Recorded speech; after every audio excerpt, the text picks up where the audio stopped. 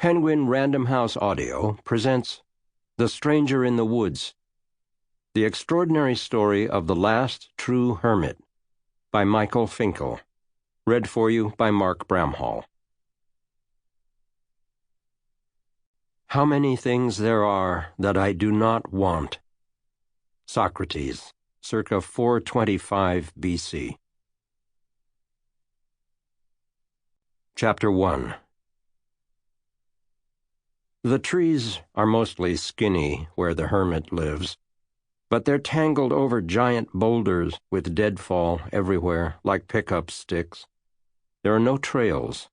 Navigation, for nearly everyone, is a thrashing, branch-snapping ordeal, and at dark the place seems impenetrable.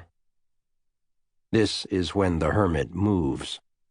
He waits until midnight, shoulders his backpack and his bag of break-in tools, and sets out from camp. A penlight is clipped to a chain around his neck, but he doesn't need it yet. Every step is memorized. He threads through the forest with precision and grace, twisting, striding, hardly a twig broken.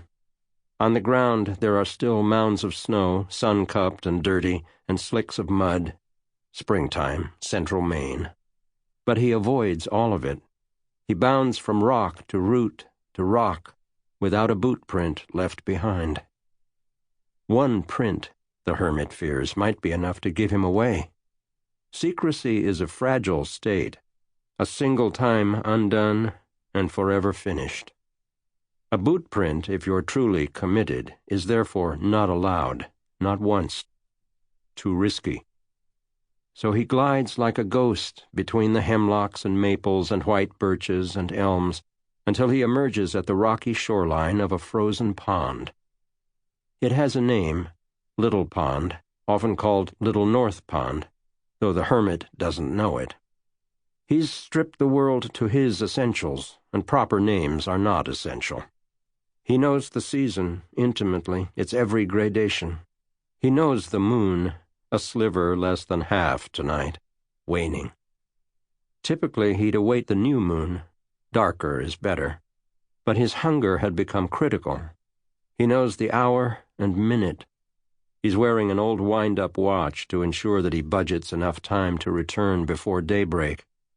He doesn't know, at least not without calculating, the year or the decade.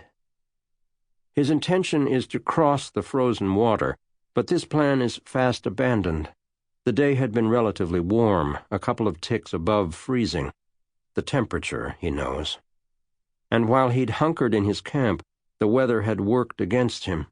Solid ice is a gift to trackless stealth, but this touch of softness will emboss every footfall. So the long way it is, back in the trees with the roots and the rocks. He knows the whole hopscotch for miles, all around Little North Pond, and then to the farthest reaches of North Pond itself. He passes a dozen cabins, modest wood-sided vacation homes, unpainted, shut tight for the off-season. He's been inside many of them, but now is not the time. For nearly an hour he continues, still attempting to avoid footprints or broken branches.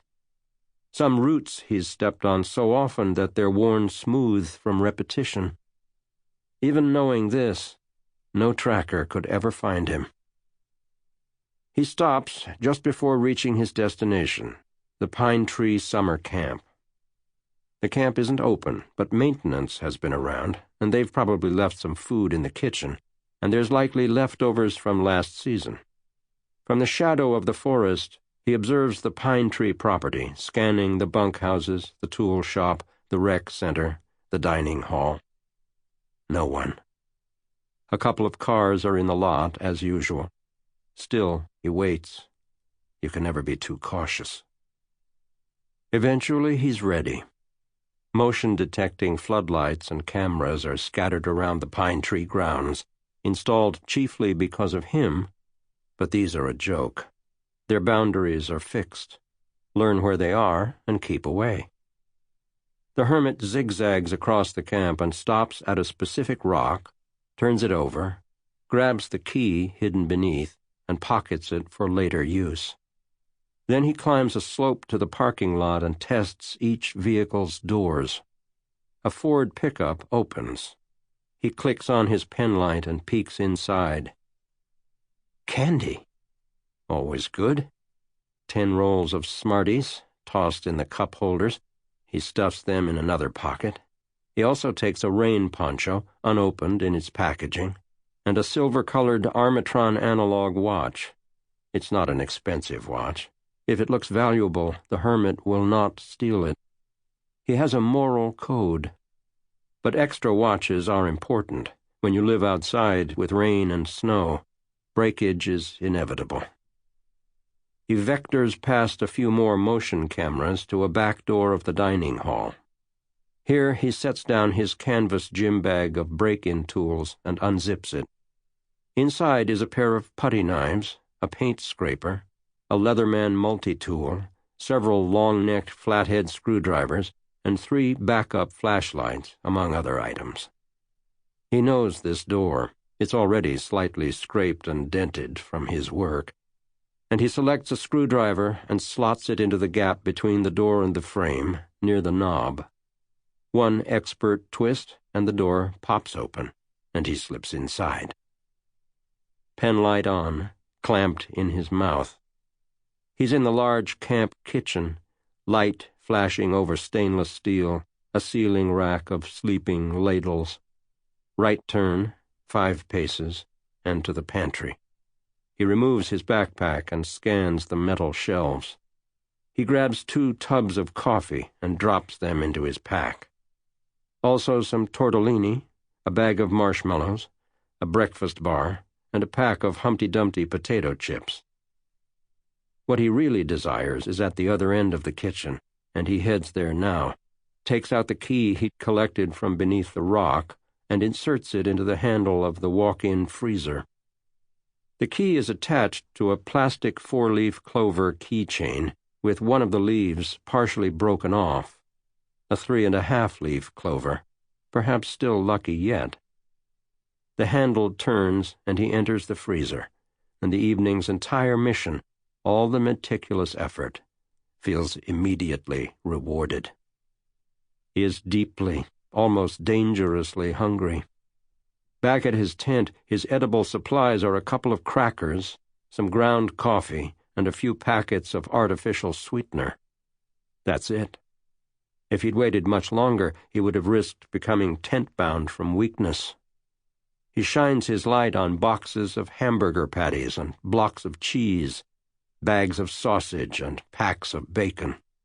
His heart leaps, and his stomach calls, and he sets upon the food, loading it into his backpack.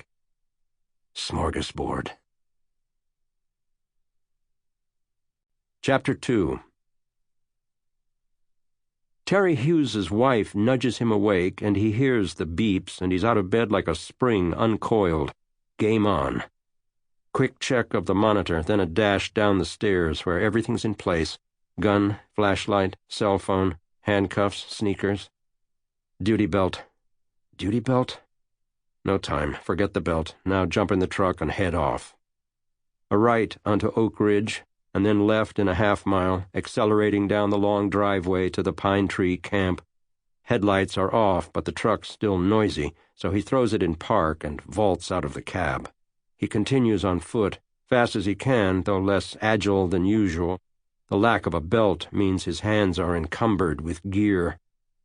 Even so, it's full speed toward the dining hall, hurdling boulders, dodging trees, then a crouching scuttle to an exterior window, heart pulsing like a hummingbird's.